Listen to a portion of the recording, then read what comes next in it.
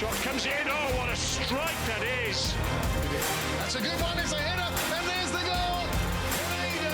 Chance here to finish the game, and he has done. Wonderful work from the centre forward. Laraconcho!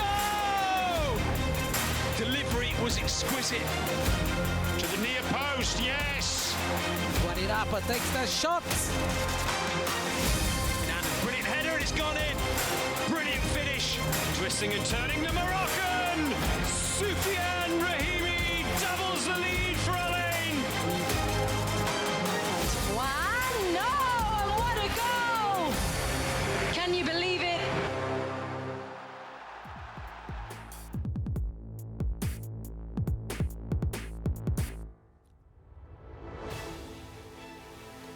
Hello everyone and welcome to Final Score, your guide to everything football in the UAE, and this week it's all about the Adnoc Pro League match week 14. We have plenty to go through, all the drama, all the gossip and all the goals. No goalless draws, thank goodness, this week, so we have plenty to discuss. And of course, joining me in the studio, I have my usual teammates here with me. We have the legend of UAE football, Ibrahim Diaki, and the walking encyclopedia of UAE football, Pedro Correa. Welcome, gentlemen. Thank you for coming in as always. Let's start with generally about match week 14. No goalless draws, which we like, gives us more to talk about. But in terms of the stories and the drama of the league at the moment, it's still as it was when we did our last Final Score. It's too tight to call anything at this stage, isn't it? Up the top and at the bottom as well. Everybody is fighting for everything. Yeah, interesting points, as you said, in the top, in the bottom and in the middle. Sharjah is skyrocketing on the table. They started the season in a bad way and now they are getting back into the top. The fight for the title is as hot as it can be, just 1 point in between both teams. But right now, I think even more interesting is the fight to avoid the relegation because has more teams involved. Have there 4 or 5 teams that are involved in that fight, and it's getting interesting.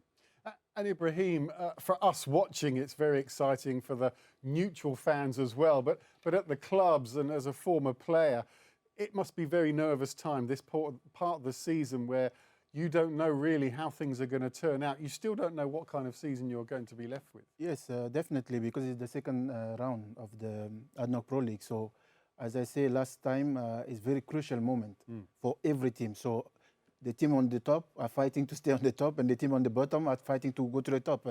So, it's not easy.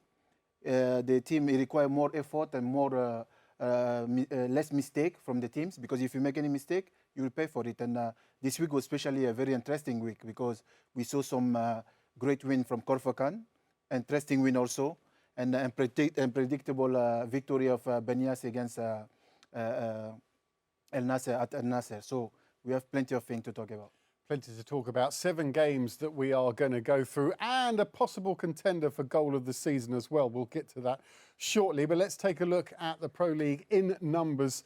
So far this season, we are still well over 2.5 goals per game. That's the way we like it. 60 clean sheets, a couple of them this week as well.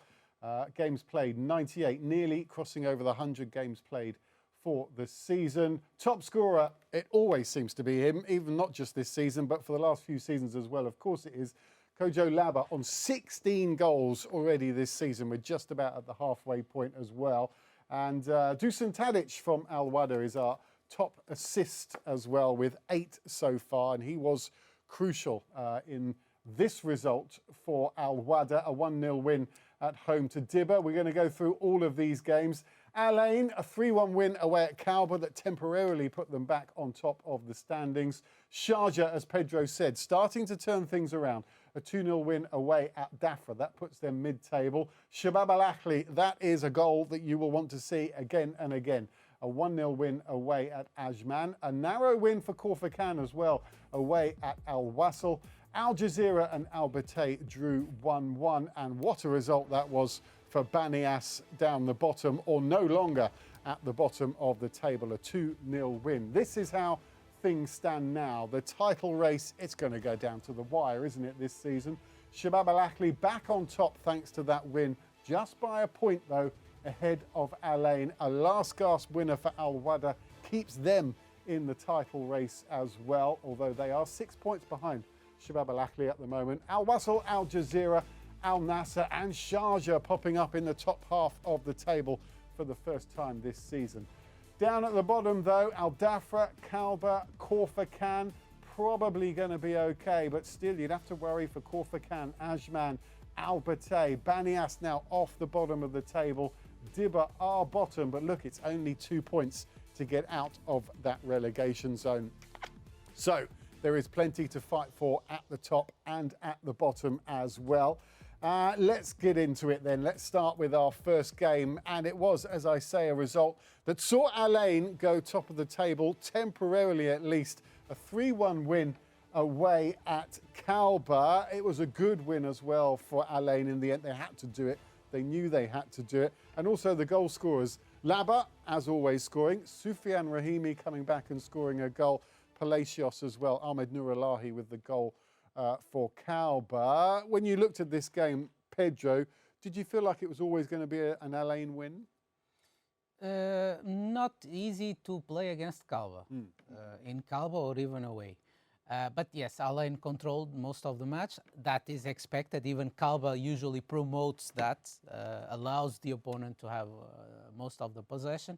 But the difference is Al Ain is playing quite well right now. And even though we are in the winter transfer window, it's not so much about the signings, but about the returns. Sufyan Rahimi, for once, because now we have two Rahimis, the Hussein and Sufyan. In this case, Sufyan Rahimi returning. Also Rami Rabia, the central defender, returning. Those are the best news for Al Ain. It was a comfortable in the end. Al Ain made it comfortable because it's not easy to play with Kalba. Kalba played in their traditional style, waiting and trying to counterattack and managing even to score one goal, despite the fact that they did not have most of the possession. For Kalba, it is, you know, they'll be unhappy that they didn't win, but they did give a good account of themselves. Sometimes the scorelines don't really tell the story. They are a tough side, Kalba.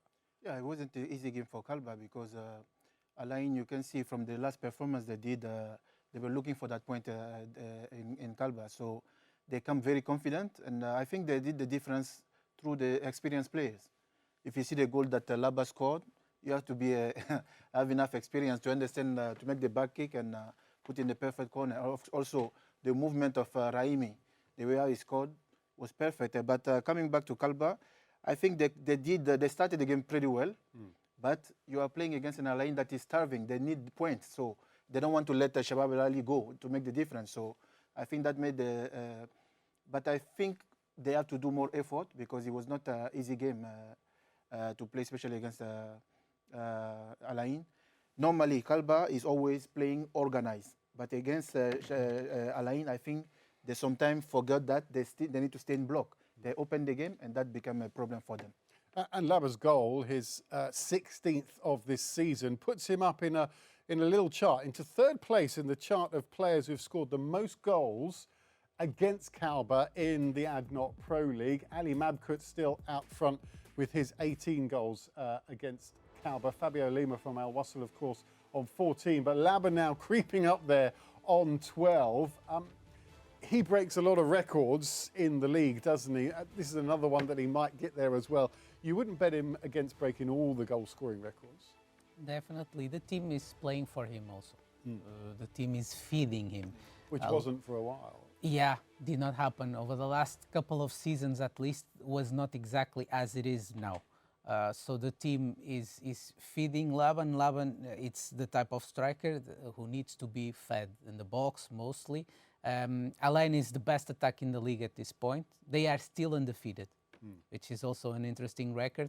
And I think, yeah, a striker like Laba thrives when the team is playing for him, and the team thrives because then he does his job and scores goals. But it's not only also that the fact that the team is playing only for him, but you can see sometimes he can come into the midfield, participate in the build-up, then run into the box, and he has a tremendous quality. And this is the type of striker we need in our Adnoc Pro League, and he's showing, and he deserves to be on the top.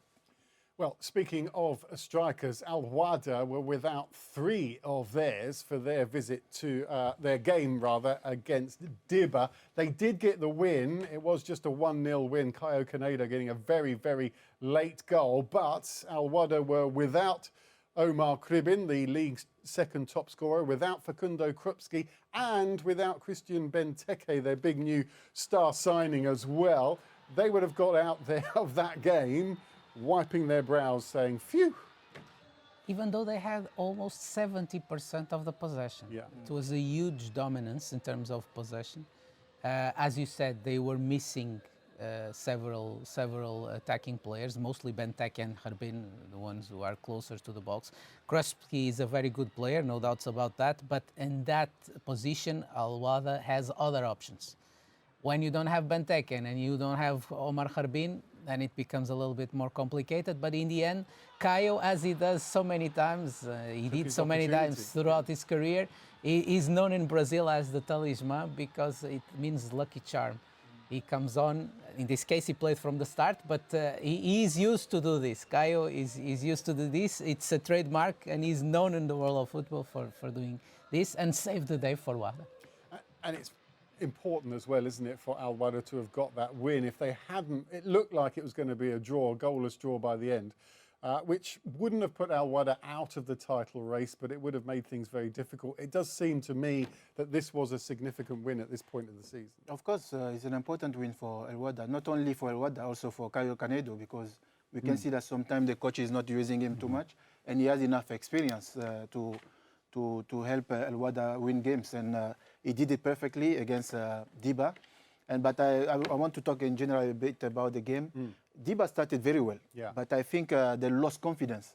And if you especially play against a team like Al Wahda, you need to really stay compact, and the focus need to be on the high level. And but at the same time, with the quality players that Al Wahda has, they could take over completely over the game, ball possession, changing side, and the organization. It was perfect, and I think Caio come in with his experience. It's, as Pedro said, the lucky charm. Yeah. Not only even the lucky charm, he has the experience, and he did also a name for him in the UAE Pro League, so Adnoc Pro League. So he needed that. It's good for Wahda and good for Caio Canedo. And picking up on what Ibrahim is saying, also the fact that we cannot forget Diba was missing Mimi, the striker. Even though they have a new signing now, Andrigo, the Brazilian midfielder, but they were missing Mimi, and Mimi is the top goal scorer of the team and has been a very important player this season. Just before we move on, just going back to Al Wahda briefly, without Omar Kribin, we know that goals are a bit harder to come by. He's such a goal machine. Without Benteke as well playing, we haven't seen too much of him yet. We've only seen him really once since he signed there. It wasn't a great performance from Al Wahda at all. Do you still think they have enough to keep challenging for the title for the rest of the season? Yes. Yeah. Yes. Of course, they are behind. There's no margin for mistake. I think that is the biggest problem for Wahda right now. There's no margin for mistake. And let me tell you another thing. In my opinion, this is just an idea, of course. If they are playing with the same players against a team who's more open, probably they can score more easily. The problem is, and that's, we talked so many times, both me and Ibrahim, during our shows, the fact that you need to have a striker, it's even more important in matches like these, against lower blocks, against teams that try to close as much as possible. That's when you need the aerial reference, the physical presence inside the box to try to unblock the match. Because if he, instead scoring minute 92, if you score minute 2, then the match will be easier for you. But if you only score minute 92, of course it's complicated. At the same time, having a great squad is important, because you can see through the fact that Benteke was not there and Caio Canedo coming in and score. This is the team spirit. That's what Al Wahda needed, and they did it perfectly. It was a really good win for Al Wahda. Credit, though, to Dibba. They really thought they were going to get a point. Their defensive display was very, very organised. And it was, if you're a Dibba fan, it was a bit heartbreaking to see that goal go in. OK, let's move on. Sharjah, they are turning their season around under new manager Jose Morais. They got a 2-0 win away at Al Dhafra. Al Dhafra, one of the 2 promoted teams, but they have been pretty excellent so far this season in the top flight. But for Sharjah, things are starting to turn positive. Finally. Yeah. Finally.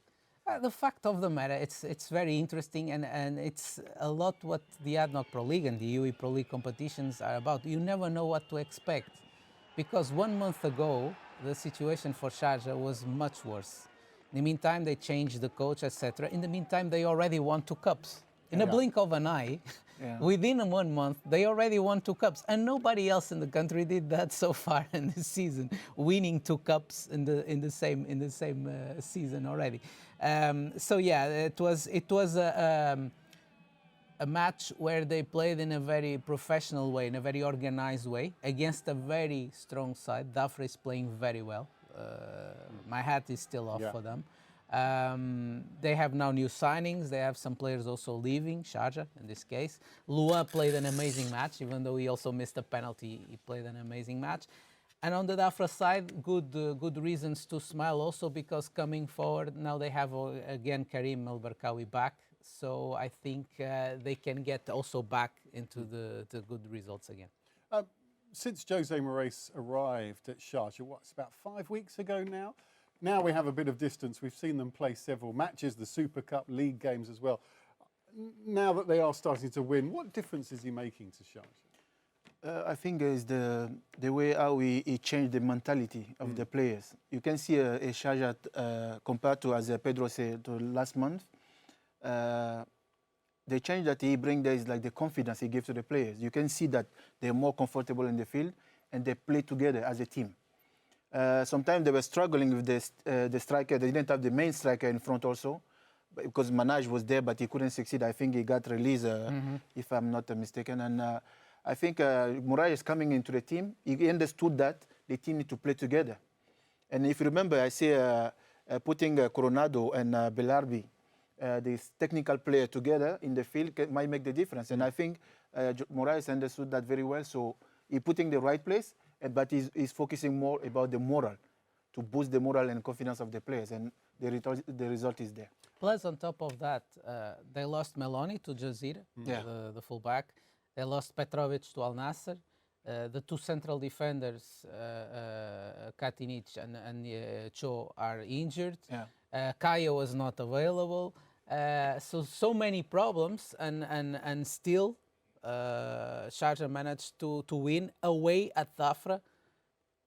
My congratulations on that. He's very confident coach. You can see sometimes he's always smiling, putting that atmosphere, that ambience into the team. That's I like very the dancing important. also. I like the dancing also. Yeah, so that's very important. As Pedro mentioned, in 1 month, already won 2 cups. So this is very impressive. And I think, if you remember also, I said that this is a new era for Sharjah, especially when they won that cup. So he has a great squad. He's an experienced coach, and he's a very smart one too. So I think the coming games for Sharjah will be very good for them. Ibrahim, you forgot to mention his Portuguese. If you want, I'll mention. Yeah. There's the alarm bell. Sorry for that. I had to say it. OK, so that win puts Sharjah back up into the middle of the table, but they are still pretty much 20 points off the top. The lead is with Shabab Al Ahli, a 1-0 win at Ajman, and what a goal this was. Ibrahim, you're the striker. Out of the 3 of us, you're probably best placed to explain how good this goal is from Juan Santos Silva. Yeah, definitely. This is the perfect strike. He took the ball in the right way and put in the right corner. And this usually is difficult for any goalkeeper to catch that ball. And I think the way even you see after the goal, the way he's calm, he knew what he was doing. He knew how to exactly take the ball and put in the right perfect corner. And as I say, for Shabab Al Ahli, these kind of wins are important. Sometimes they don't do great games, but the 3 points are the most essential and important for the team, and they did it, which bring them to the top of the table. he won't score many better goals than that in his career, but you have to have some confidence to attempt that, don't you? Yeah, I think it's something that that we need to have more in the Adnoc Pro League is shots from outside. Yeah. Because sometimes if the match is blocked somehow, it can be a way to unblock it. And we have seen, of course, this is, as you said, candidate to best goal of the season, not just the round, but the season. But we will see later Ganiev's goal also against Jazira. I think it's interesting that the players will make more efforts like this from outside the box.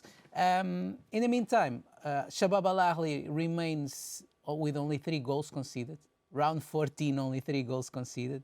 On the other hand, Ajman has only scored 8 goals. This is somehow concerning from the Ajman's perspective. And Ajman, as you say, is a pretty healthy hunting ground for Shabab Al Ahli. They are the team with the most wins against Ajman in the Pro League. That makes it 22. Alain on 21. Sharjah 16, Jazira 15, and 14 down there for Wahda, I think that is. Sharjah at the bottom there. It's a kind of a bad stat for Ajman to read. Every team has a stat like that, doesn't it? But sometimes you just get a team that you can never beat. You just, for whatever reason, circumstance or history, it just becomes a tradition that you just struggle against one particular team. Yeah, but at any moment the record can be broken. It was a hard match for Shabab Al Ahli. Yes. And if we go deep into that, I would still say that in the absence of Sardar, unless he comes back soon, it would be probably a good idea for Shabab Al Ahli to have a striker. Not that they don't have good attackers, they do have good attackers. But again, like Benteke with Wahda, later we will talk about that also. Al Wasl signed a new striker. The characteristics, a player with certain characteristics might be good for Shabab Al Ahli. But again, it's not my decision, obviously. Well, you're talking about Al Wasl signing a new striker, but they're coming off a defeat to Khorfakkan. Tarek Tissoudali, when he plays for Khorfakkan, when he comes back, he usually scores for Khorfakkan, and he did it again. This is a bit of a surprise result, to be honest. Al Wasl, of course, the champions of 2 seasons ago, but Khorfakkan deserved these 3 points.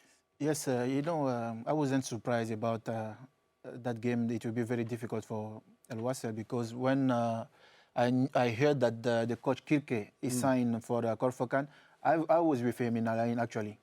And actually we qualified for the World Cup of the clubs. We went to the final against Real Madrid. I saw the man, what he can do. He has quality. He's very smart. He knows how to read games. And what I like the most is the way how he's preparing the players for the games. He has great trainings. So probably when he came to Khorfakkan, I was like, this will be difficult for Al Wasl because he knows already the league. He understands. He has played for 2 years. He was in Alain, so he knows Al Wasl. He knows all the teams. So I think, but at the same time, I saw in Khorfakkan a team that was very well organized. They were very confident. They started the game with a lot of great intensity, and I think that made the difference. For Al Wasl, this defeat leaves them 10 points behind Shabab Al Ahli. I think that's probably too much to try and make up in terms of the league, bearing in mind how well the others are playing above them. For Khorfakkan, the other end of the table, this was crucial for them. This lifted them up a couple of spots, now in 10th. They're certainly not safe by any means, but this was a big 3 points for them. It's a lifeline for Khorfakkan, and I totally agree regarding Khorfakkan with all Ibrahim has said. All credits on them, but let me also say that Al Wasl was unlucky. Yeah, there are some chances. Al Wasl missed many chances. What I take from this match on the Al Wasl side is the fact that they signed a striker that I believe, from what I've seen and from what I've researched, his characteristics are the characteristics that Al Wasl needed in a striker. Okay. And I think he has the quality. If it will work out or not, we will need to wait and find out. But I think they did well, that move. And I think Al Wasl this season can now focus more on the AFC Champions League 2, where they have a fair shot on winning that title. and starting to think, and I believe they are doing from the rumors of the possible new signings, etc., start to think about approaching the next season from now. I think that's because in terms of the title, yeah, I agree with you. I don't think it's possible anymore, but the third place is still quite possible, and mostly I would say the AFC Champions League too. But here when I see the statistic regarding the ball possession, Al Wasl has 63.5 ball possession, Khorfakkan 36.5, which means Khorfakkan didn't have a lot of ball possession, but the efficiency. They had one action, they scored, and Al Wasl on the other side, great ball possession, they were in charge, in control of the game, but tactically I felt like Khorfakkan was more focused, and they did what they were supposed to do, especially playing against a team like Al Wasl. It's not easy. Yeah. So they went in Zabil Stadium to look for that 3 point. So a great result, a perhaps unexpected result for Khorfakkan, a lifeline in their attempt to stay in the top division. Similar for Al Battay. They picked up a point at home against Al Jazira. Again, probably not a result that most critics were expecting going into the game, but fully deserved by Al Battay. Fantastic result for them, a point at this point that lifts them just above the relegation zone, but on goal difference, but still it keeps things moving along for them. They are also improving because 3 matches undefeated. The last 3 matches in the league, no defeats. And when you're fighting to avoid a relegation, that is critical, to keep adding points, even if it's 1 point here, 1 point there, 3 points every now and then. It's 5 important points, for 3 them. matches. Yeah, it improves a lot, also the morale of the team. It was a curious match also in this sense. Jazira had almost 70% of the possession, but Al Battay had more shots and more shots on target, which is a trend, like Khorfakkan in the match before. Yeah. Kalba also uses a lot this They have style. almost similar way of playing. They wait, they drop the lines, they usually defend in lower blocks. They wait for the opportunity to counter-attack, but with intention. It's not something that comes out of the blue, with intention. So, and Jazira, now with the return of Banza, I think they can also start picking up again and continuing with their performance this season. Well, it was Banza that got the goal for Al Jazira to make it 1-1. For Al Jazira's season in general, they'll be disappointed. They're on 22 points, so they're well off the pace as well. 13 points behind Shabab Al Ahli. Possibility of trophies to come for the rest of the season in the cup competitions. How is their season panning out for you, for Al Jazira, Ibrahim? Yeah, you know, we used to criticize the way our Jazira used to play, especially with the quick transition. I think they improve a lot on that aspect. And as Pedro was just saying, you cannot have almost 70% of the ball possession in the field of Battaya and not be able to be efficient, because we have the striker Banza. He was back. Yeah. So it's important for Al Jazira, first of all, 2 words: consistency and the confidence. Because the way how I see lately they're playing, I feel like that confidence is missing. Yeah. And confidence will lead you to be efficient, because if both are missing, it will be difficult. And that's why I think that's what is happening, because they have great squad, they have quality players, but I feel like the fighting spirit is not enough, and the confidence is not enough. Because when we see a player like Fekir, Al-Nini, I can name many and many, they have a great squad, mix of young players with experienced players, but still the result is not what everybody expecting.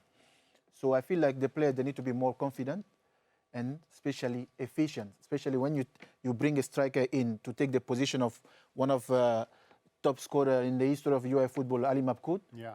He requires a lot of effort. So I feel like they need to be more focused for the coming games, and everything will be fine.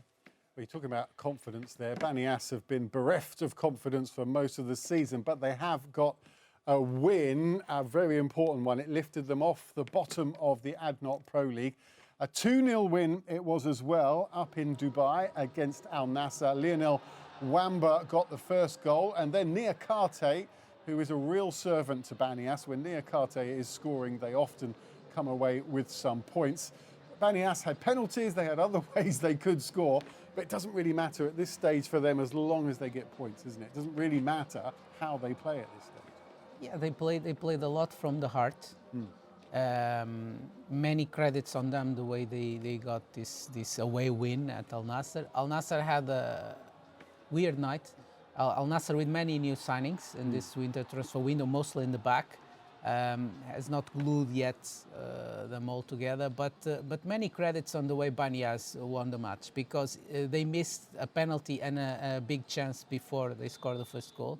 In the position where they are and in the mental situation they have been with lack of confidence, etc., they could have killed them, but no, they kept fighting, and in the end they won the match.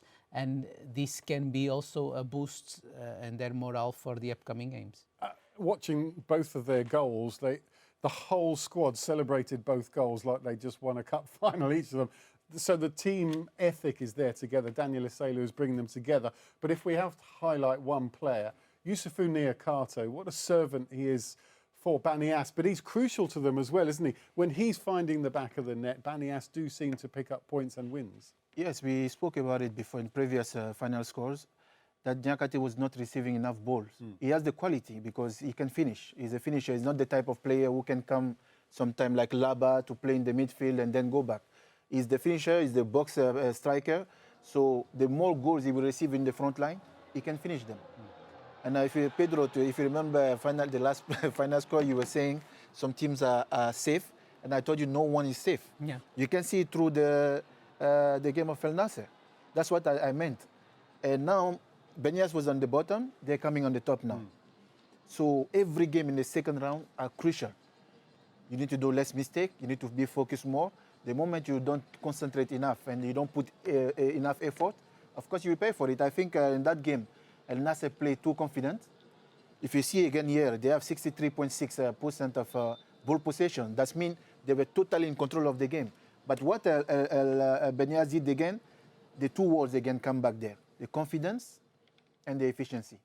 They had two chances, they finished it. There are more chances, of course they could have scored more. But I think that's what made the difference. And of course, as you said, Niakhaté, the more ball you receive, the more finishing you will do. And apart from Niakhaté, Daniel Iselu coming back to the club for a third time, he's got them out of tricky. I mean, he took them to nearly win the title a few years ago, but he got them out of tricky situation before. He's doing it again, or you feel as though if there is one person who can get Banias out of this situation, it is Daniel Iselu. Yeah, it's the perfect match. Yeah. I think Banias probably is in the beginning of the season, where eventually here and there one or two signings did not work out as expected, and because now when I look at Banias squad now with this coach and with these players, I believe it's more than enough for them to avoid the relegation. Honestly, we can argue, okay, Banias can get better players. Of course, any team can get better players, but with the players Banias has as we speak, I think they can avoid the relegation because it's a club that we are used to seeing the Adnoc Pro League. It's outside from the 7 big clubs, let us say, it's one of those clubs like Calva now over the last few seasons are very regularly in the Adnoc Pro League, and usually they do well. Every now and then they upset some of the bigger clubs. So I think, yeah, if now they can pick up, because the previous match was a little bit, you were there for commentary, I believe. That late equalizer was shocking, even the way the players reacted. But on the other hand, in this match, they reacted very well, even despite the setbacks in the beginning of the match. And I guess the only downside of that win for Banias was that the other relegation-threatened teams, most of them picked up points as well. So if they'd all lost and Banias had won, you know, the impact would have been greater. But it's going to be such a battle down there right to the end of the season. Impossible to call who will stay up or who deserves to stay up. Yeah, definitely. It makes it even more interesting, because if you see the teams that are in the lower table, they're close. The points are close. Yeah. And if you take the teams that are on the top, the points are close. So this is what Adnoc Pro League is about. And I'm really happy and even always excited to wait for the next game in the week. And I feel it will be very difficult for any team. No one is safe. No. All the points are very important. And as I say again, it's the second round. It's the last round, and all the teams are willing to give more effort and to give their best to try to come up or to stay on the top. Yeah, totally picking up on what Ibrahim is saying, because usually if you go beyond the 21-2 mark, Yes. usually you are safe. Right now, it's not clear. No. It's not clear. So I would say everyone, at least until the 8th position, Sharjah in the 7th with 17, and with the way they are playing now, I don't believe that they will be in trouble. But everyone until, so half of the table is in trouble right now, because 2 wins from the teams in the bottom can 11 get you games there. to go, if I'm not, or 12. It's like 33 points to take. 33 points is a lot. So it's open for everyone.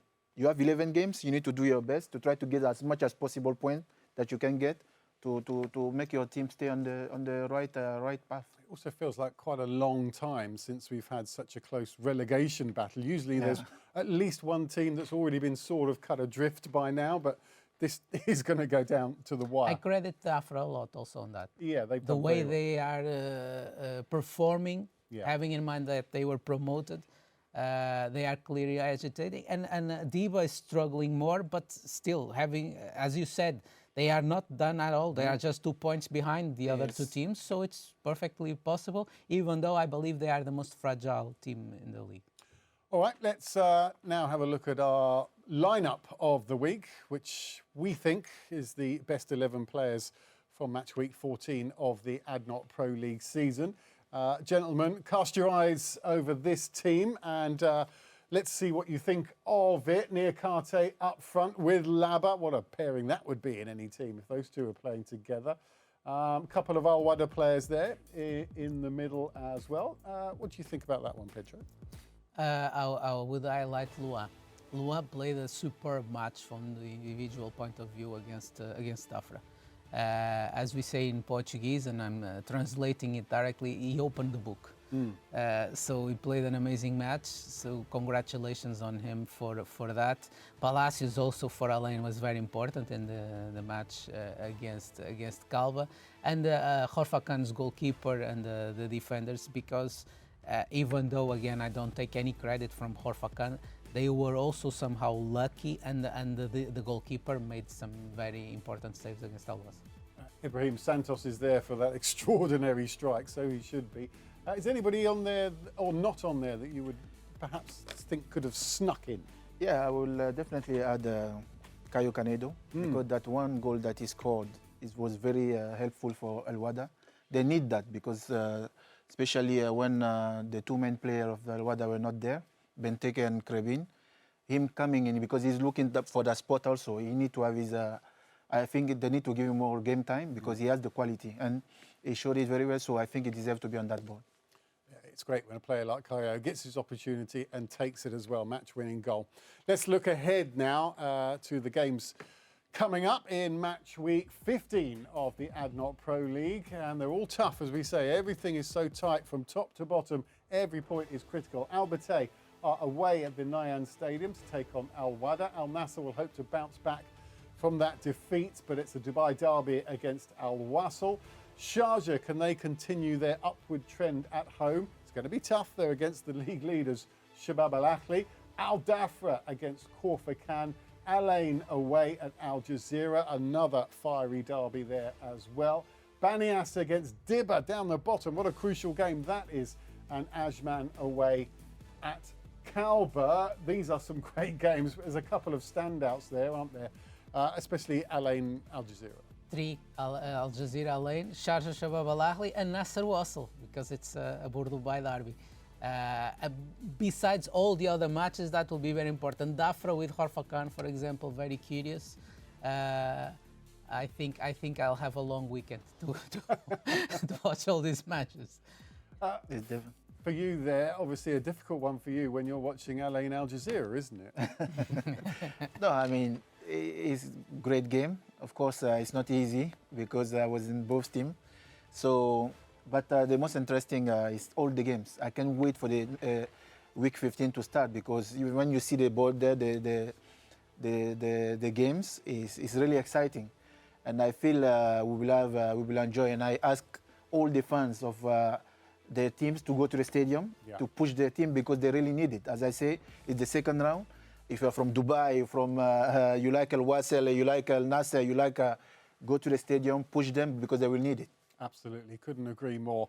Thank you very much, Ibrahim. Thank you, Pedro, as always, and thank you to you for watching as well. We will be back with live coverage of Al Ain against Al Jazira. Get yourselves strapped in for that one. But for now, from everybody here at Final Score, good night.